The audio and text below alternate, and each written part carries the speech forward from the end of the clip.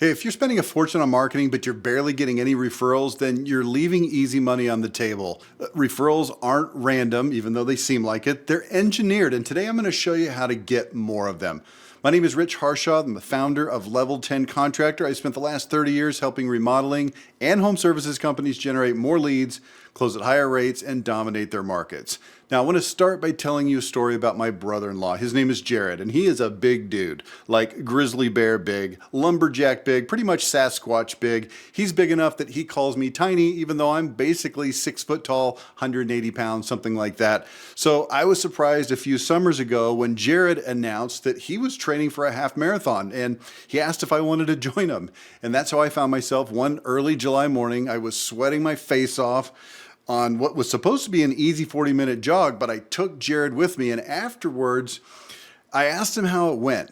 And he said, you know what, it actually felt really good, except for one thing. I've got these shin splints that are coming on, and he blamed it on not having the right shoes. Now, in business, this is what you call a setup for the referral. And sure enough, he asked me. He said, what kind of shoes do you have? I need to get some new ones. And, you know, he probably shouldn't have asked. At the time, I had what was called Nike Zoom Vomero, and I love those shoes. I found them at Academy Sports and Outdoors for $149, and I instantly fell in love with them the moment I tried them on. Look, they were so comfortable, they were so awesome, so ridiculously great that I seriously considered wearing them out of the store like a 5-year-old with new Buster Browns. Okay, maybe I did wear them out of the store, but unfortunately, Jared couldn't try mine on since I wear a little 8.5 in Nike, 9 in other styles, but he wears, I don't know, the sports equivalent of the Dolly Parton of shoe sizes. It's like a 27 quadruple H. The dude's foot is mammoth. I told you, that guy's a Sasquatch. But I told him what they were called, and I told him where he could get some, and I encouraged him at least give them a try. And it was like a month later. I don't live near him, so I'd seen him at my in-laws' house, and I got this text just randomly from him like a month later. He said, hey, what were those shoes again? I need to check them out. So I guess he didn't take action right away. So look, another golden referral moment. And hidden in the story is the key to unlocking the mystery of getting referrals, which is that the vast majority of real referral opportunities are going to happen during routine conversations with family, friends, associates, coworkers, whatever. And it's going to be well after the moment of the sale. But conventional referral wisdom says the opposite, right? It's like, hey, the best time to get referral is when the customer is buying from you. And I'm not saying that you shouldn't ask at the point of sale. I'm saying that most referral opportunities happen later when you're physically not present. I want you to consider what would happen if the shoe salesman over at Academy would have asked me for a referral when I bought those shoes. Hey, you know anybody else who wants some of these shoes? I would have shrugged my shoulders and said, I don't honestly know anyone. I can't think of anybody, okay? And I would have been telling the truth. I don't walk around with a mental inventory of everybody that I know who might want running shoes. It's just not something people do. I don't know who might want a laptop. I don't know who might want to buy a swimming pool or any of the other 716 things that I might purchase during the course of a year. Or in your case, windows, siding, roofing, kitchens, bathrooms, whatever it is you sell. Most salespeople are painfully familiar with the I can't think of a single sole problem.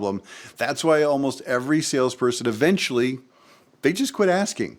Referrals barely exist. And when you do get one, it's kind of like, you know, when you find a $20 bill in a jacket that you haven't worn in a long time, it's kind of a nice surprise, but it's not exactly the product of careful planning. And yet there are many contractors, I know them myself, who are getting plenty of referrals, sometimes as much as 20% of all their leads. Think about that for a minute. If 20% of all your leads were referrals, how would that affect your total revenue? How would it affect your closing ratios? What about your marketing budget? Could you spend maybe a little bit less because you've got this huge amount of referrals coming in? Everybody knows that referrals are the best kind of lead because the trust itch has already been scratched. So the secret to getting lots of referrals is making sure that your customers are ready and willing to recommend you when the conversation naturally turns to whatever it is you sell, like with Jared, remember? You probably know the famous quote. It goes like this: luck is what happens when preparation meets opportunity. I'm going to co-opt that phrase, and I'm going to make it this: referrals are what happens when preparation meets opportunity. Hey, if you're a contractor and you want more stuff like this, not theory, but real world stuff, hit subscribe. I put content out every week specifically for remodeling and home services companies who are looking to grow. So today we're going to cover 5 ways to get more referrals, or stated differently, 5 ways to prepare your customers to give you more referrals when the opportunity arises. And in your case, the stakes are a lot higher than just Jared asking me about a $150 pair of shoes. You've got a $23,000 roof or an $18,000 bathroom or whatever it is you're into. You've got that on the line. So let's get into it.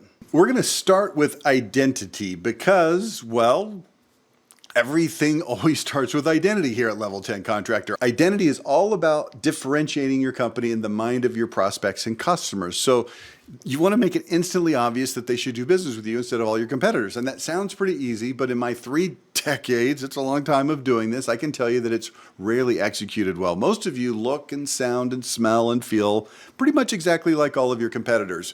But here's the truth. Most of your customers are not going to remember your company name 12 months after you complete the job. They're just not. You think, oh, no, that's not true. They paid me $33,000 for this project. This is a big deal. We did a good job. They're going to remember it. No, they're not. It's what I call the law of 2112. Everyone has approximately 2,112 things in their life that need to be dealt with or worried about or done. Decisions to make, things that they need to get done, problems that they need to deal with. Most of these things are small and inconsequential, like, I don't know, what should I have for lunch today? Or, I really don't like the way that this pen writes, so maybe I need to get a different one. Something stupid like that. But, some of the things are a little bit more important and a little more time sensitive, like I really need to get the dog to the vet, or I don't know, my iPhone battery seems to be running out fast. Maybe I should deal with that. And then there's things that are legitimately super heavy, like figuring out maybe, I don't know how to deal with an aging elderly parent or resolving trauma through therapy. Who knows? There's things, but you just trust me on this. I've done the research, and it's literally 2,112 things that people have on their brains. And the deck that you're building for them or the HVAC system that you're replacing, it's one of those things, and you think, oh yeah, but this is a big thing because it's literally thousands and tens of thousands of dollars involved. And it's maybe the biggest purchase that they're going to make all year. And besides a house and a dadgum car, it probably is the biggest thing that they're going to buy. So you think it sits up there kind of in the mom has Alzheimer's and Johnny is leaving for college in the fall department, but no, that's just not where it's at. The project that you're going to do for them costs a lot of money. That's true, but it has relatively little emotional weight attached to it. Look, if you're selling roofs or siding or windows or gutters, HVAC, the emotional impact of what you're doing is closer to the ink just ran out of my pen than my daughter is, I don't know, dating a member of Hell's Angels or something like that. Kitchen and bathroom remodels, they might have a little bit more emotional heft, but for the most part, whatever the job is, what they really want to do, whatever the job is, they just want to get you in and out and done with as little drama as possible. And you know what? Most of you fit the bill. You're good at what you do. You get in and you get out without any drama. No big delays, no big cost overruns, no creepy weirdos showing up to make their family nervous, all of which makes you absolutely unforgettable. Now, in a good way, because they don't remember all the negative things, because you're doing a good job. But then it's 17 months later and their friend mentions that they need a new deck. And they say, hey, didn't you just get a new deck? And you say, yeah. And then you try to think, okay, who did that? And you can't remember the company's name. Boom. No referral. Opportunity without preparation means no luck. That's why identity is the first step. It's the foundational step. Here's the official definition of identity. Maybe they'll put it on the screen here. Words, phrases, and images that instantly, definitively communicate who you are, how you're different, why you're better, and what people can expect when they do business with you. Communicated with power, precision, and passion.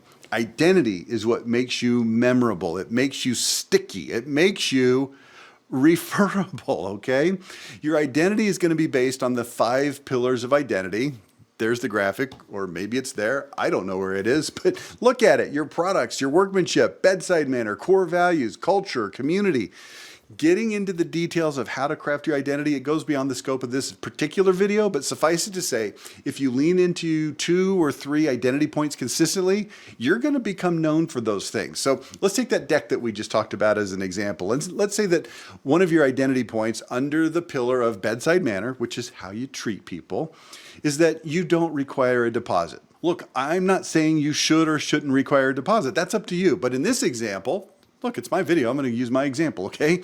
You don't have a deposit requirement, and you can communicate that with power, precision, and passion to make it an obvious reason to do business with you. So you're going to now run ads on TV or OTT, Facebook, radio, wherever. And it'll say something like this, okay? So here's an ad for you.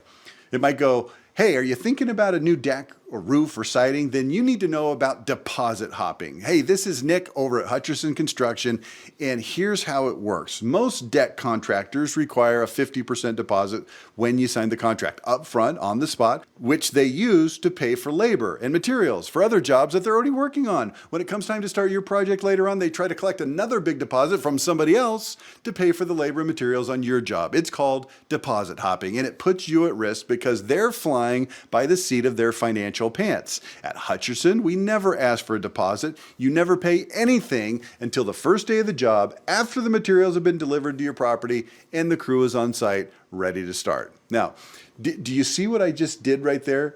I created a name for this phenomenon. I called it deposit hopping, and I explained something that most people actually don't know. So then they go to the website to check you out after they hear that radio ad, or maybe that's a television ad, whatever the case is.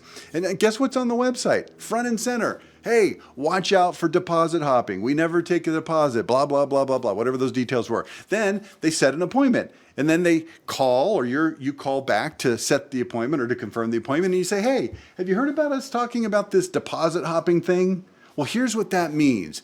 And then you explain it to them. And then later on, guess what? Your sales rep shows up and he says, hey, you know what? I just want you to know before we get started that we have an ironclad policy here. We don't accept deposits. Are you familiar with that? And then the sales rep explains it, just like in the radio ad, just like on the website, just like on the phone call.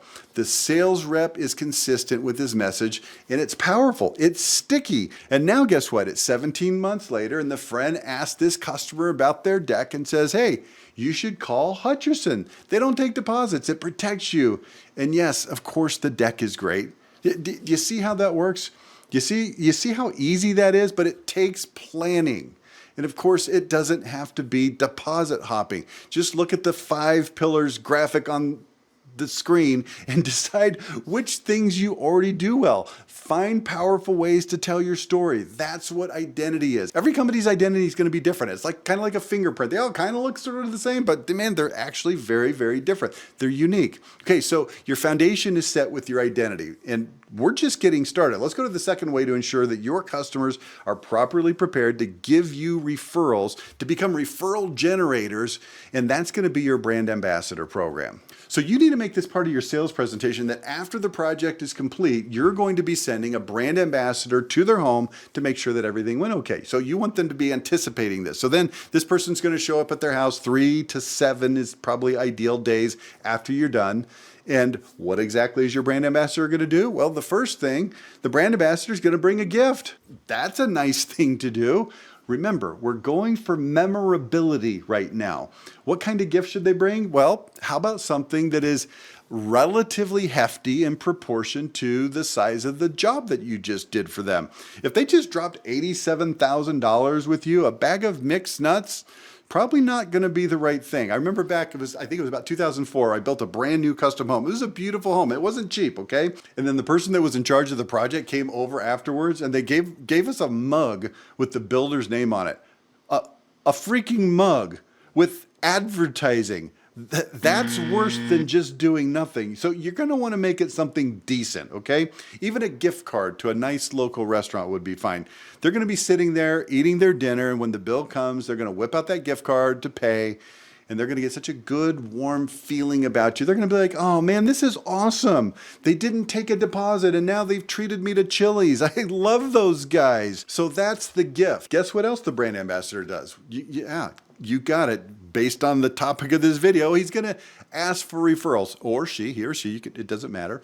They're going to ask for referrals because now it's not right when the person is buying. It's after the job is done and they've had, hopefully, a chance to be impressed with you, okay? They're going to experience those identity things that you do well, and maybe that's going to loosen up the referral brain just a little bit. But hey, you don't want to just simply ask for the referral. Let me give you a little system that you can use. First of all, you're going to whip out a gift card, not the Chili's gift card that you're giving out for the gift, but this is a second gift card. It's going to be branded with your logo, and it's going to be for a substantial amount of money, $500 at a minimum, and maybe even $1,000 depending on whatever it is that you're selling. And then you ask the customer if there's any additional work that they need right now. So you're going to try to get some additional business. If they say yes, then you can discuss that work and you can apply that gift card towards that job. But if there isn't additional work, then the brand ambassador asks whether the customer knows anybody else who might need similar work. That's your referral opportunity. Now, this may not produce a huge win right there on the spot. Like I said earlier, customers aren't necessarily keeping track of all the things that their friends need. So don't expect to get flooded right there, right then with referrals. But absolutely, it doesn't hurt to ask because trust me, you will get some referrals, okay? All of this reinforces the first principle that we discussed, which is delivering a fantastic experience based on your identity, okay? You're giving them a gift. Your brand ambassador is also encouraging them to leave online reviews. You're going to get some permission to take and use photos of them. You're strengthening the goodwill. All of that is going to compound over time. It's extremely important. Look, even if you don't have a brand ambassador, and you should, but if you don't, at least send the gift in the mail or via FedEx or Uber Eats or freaking something, okay? And then include the company branded gift card with it, send it in the mail, in a letter, whatever, okay? It's gonna cost you $4, just do it, all right? All of this is great. You've got your identity foundation, you've given them a gift and the gift card, okay? And the gift could be a Chili's gift card or whatever, okay? Now it's time to send in the ground troops. So let's move on to number 3 ways to get more referrals, and this is consistent mailings. And this is gonna blow some of your minds because it involves, snail mail. Now I can hear some of you saying, nobody reads mail anymore. Everybody just throws that crap away, and that's actually not true. I mean, it is true that they do throw that crap away, but they're going to see it. A lot of people throw it away, but that doesn't mean that they don't see it and potentially even keep things that are interesting and that solves a problem. Remember, first of all, you're sending this mail to previous customers. These are not strangers. These are people who know you. Hopefully they like you, and that alone is going to dramatically increase the likelihood that the mail gets noticed, okay? So whatever you have to say, they may pay attention. Second, you have to create a mailer that's actually worth reading. And that's not the focus of this discussion right now, but it does matter. I'm a big fan of postcards. And I'm talking here specifically about direct mail for referrals, not prospecting. So you need to keep this in mind, okay? It's a little bit different scenario. Postcards are good for generating leads from, random neighborhoods or whatever, but I'm talking about referrals. And the point here is consistency. You should be mailing your previous customers. Monthly would be fantastic. Quarterly would be minimally acceptable. Twice a year, I can't wrap my head around that low of a frequency, but look, you do you, okay? You just want to make sure you don't disappear. You need to stay present. And I want to walk you through the math on this. You know me, I'm always going to walk you through the math. So let's say that you have 100 new customers a month. That's a nice round number. So over the course of a year, that's 1,200 new customers. And let's say that you decide to mail your customers for 5 years, okay? Again, just a round number. I would recommend you probably mail them for even longer than that, but let's just use 5 years. And I just asked Jarvis, which is my AI assistant that I use here. I asked Jarvis right before I started recording this video, how much does it cost to send a 6x10 oversized postcard out in bulk, including the printing and the mail house and the postage? And here's what Jarvis said, 62 cents. Okay, so I'm going to be a little bit conservative and I'm going to say 70 cents just to be safe. If you have 1,200 customers a year for 5 years, that's 6,000 mailers. That's just simple math. If you pay 70 cents each to send them out, that's $4,200 per mailer. Did I get that number right? Pretty sure it's right. $4,200, okay? And let's say that you do this 6 times per year, so every other month, all right? And you want to keep your freaking name in front of their faces. Remember the law of 2112? They're going to forget you unless you put it in front of their face, okay? This is going to consistently anchor your name back to that awesome experience they had with you and that wonderful chips and queso that they had on you at Chili's, all right? So $4,200 per send times 6 cents per year, that's right at 25,000. I think it's 25,200, something like that. Dude, let's face it. If you're doing 100 customers a month and your average sale is 17 grand, you're doing, what is it? $1.7 million a freaking month. You can afford this. And maybe you say, well, I don't have that many customers or my average sale is smaller. Well, that's okay because then it's going to cost less for you to send this stuff out if you don't have that many customers because you're not mailing to as many people, okay? But back to the math, $25,000 a year. is going to buy you 6,000 people seeing you in their mailbox 6 times a year. These are people who know you, who love you, I hope, okay? Unless you suck, and then none of this is going to work because you suck, okay? But you don't suck. To make this a good ROI, you're going to need about $250,000 in business, which is 10x of what you spent, $25,000. And that can come in as either repeat or referral business. In a year, let's say that your average sale is $17,000. That's about 15 jobs. 15! Stop freaking thinking about this and just do it. But Rich, you know what? Shut the butt up and just do this. You will get repeat business. You will get referrals. Every mailer should include a clear call to action. Tie it to something seasonal if you want to. Hey, it's spring. It's time to check out your roof. Time to pressure wash your deck. Whatever you do, okay? Time to clean your gutters. Whatever fits your business. There's always a seasonal reason to reach out. And then ask directly for referrals. Hey, you might know somebody who's about to do this thing, whatever it is, for the first time. If you share our information, I'll give you a gift card. Maybe they have to enter a code. Maybe they call in with a name. Maybe the new customer will receive the gift. You can structure the incentive however you want. Gift cards, discounts, free services. That part's flexible. Figure that out. What isn't flexible is consistency.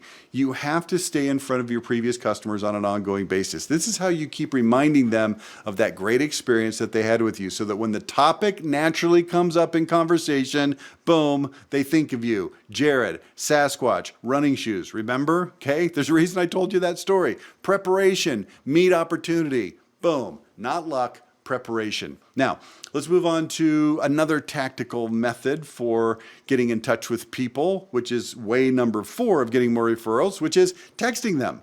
Now, we just talked about direct mail, and these two together make a powerful combination. Mail is tangible. It shows up. It's in their hands. It sits on their counter. It has a physical presence. It costs money, but like we just discussed, it's worth it. Just do it, okay? Text, it's a little bit different. Text gets opened, and it's, here's a good word for you, free.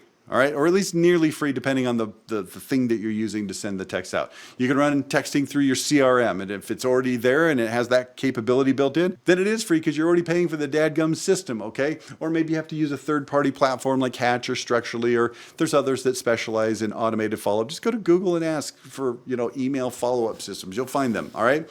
The specific platform isn't the issue. What is the issue is consistency. With text, you're sending short, relevant, maybe seasonal nudges. I don't know. You don't have to use seasons. Do whatever the heck you want, okay? I'll give you some examples here in just a minute. I'd recommend texting about once every 3 to 4 weeks. Not 3 or 4 times a week. Once every 3 to 4 weeks. And look, I need you to trust me on this. If you text any more than that, it's going to feel like all the time. You want to give them a little nudge, not a punch in their friggin' face, okay? So about every 3rd or 4th week, send them a text. And then about every 3rd or 4th text, ask for a referral. Okay, so let me give you some examples of what those texts might be like. So you might say, hey, Rich, we're booking bathroom projects right now. If somebody in your circle is considering one, I'd love an introduction. You see how simple that is? It's very easy. Maybe you say something a little bit more casual. Rich, you know anybody who's tired of their bathroom? Send them to us. We'll make you look good. Or how about this? Rich, if you refer somebody who needs a bathroom remodel, we'll send you a referral bonus as a thank you. Just connect us.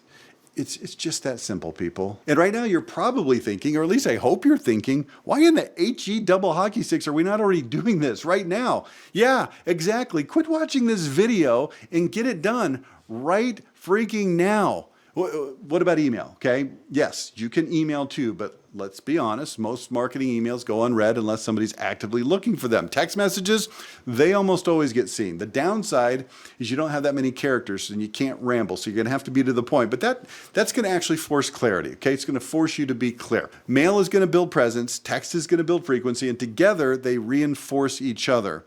One shows up in the mailbox, the other shows up in their pocket, and when you combine these two, guess what? It's going to dramatically increase the chances that you're remembered when it matters, which is when it naturally comes up in conversation. All right, let's move on to number 5, which is making the experience shareable. And you're thinking, okay, I don't even know what that means. What do you mean make it shareable? Well, it means that you intentionally create moments and assets that your customer can easily pass on to other people.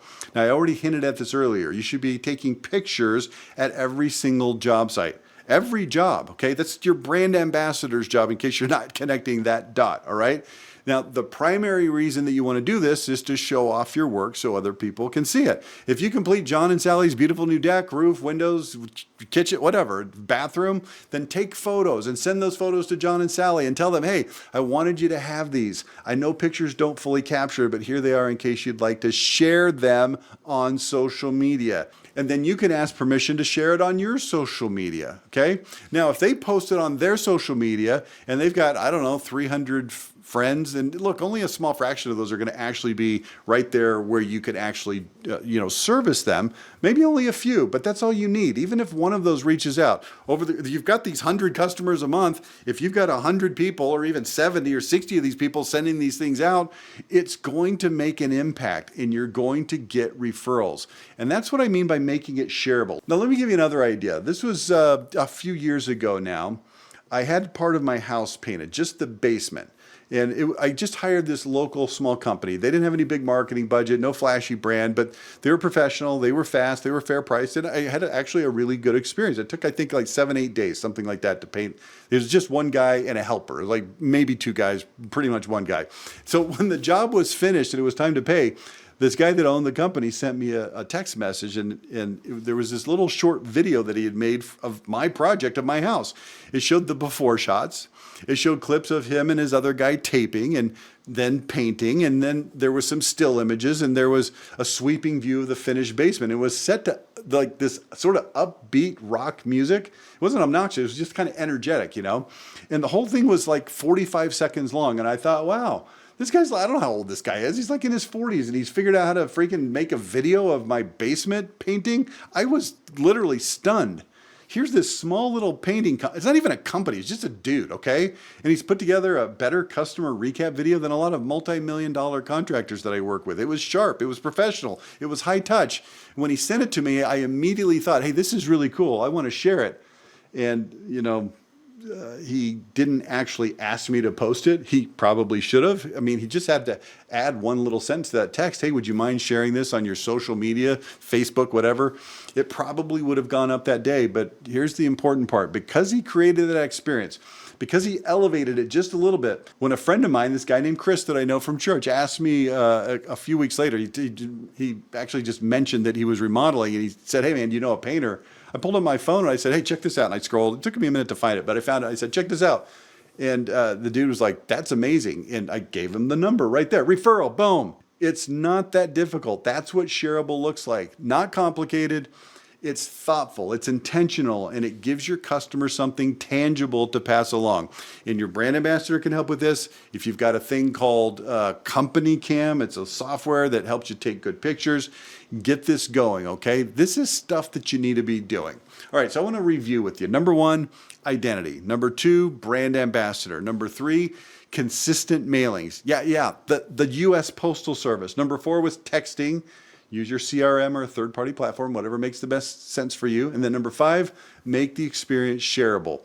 The idea behind all of this is twofold. First, you make sure that the customer has a genuinely great experience so that they're proud to talk about you. And then second, you need to stay present enough so that when the opportunity naturally comes up in conversation, your name is immediately at the tip of their tongue, not forgotten like, oh yeah, who was that? I can't remember. That's how referrals actually happen. Not by hoping, not by waiting, by engineering the conditions that make them, here's a good word for you, inevitable. Okay, if this was helpful at all, do me a favor, hit the subscribe so you don't miss the next one. And I want to hear from you. What percentage of your leads right now are coming from referrals? Drop it in the comments. If it's under 20%, I don't mean to shame you, but you've got some work to do. If it's over 20%, tell me what's working, how you're doing it. Give me your secret sauce. I do read the comments. My name is Rich Harshaw, and I'll see you next time.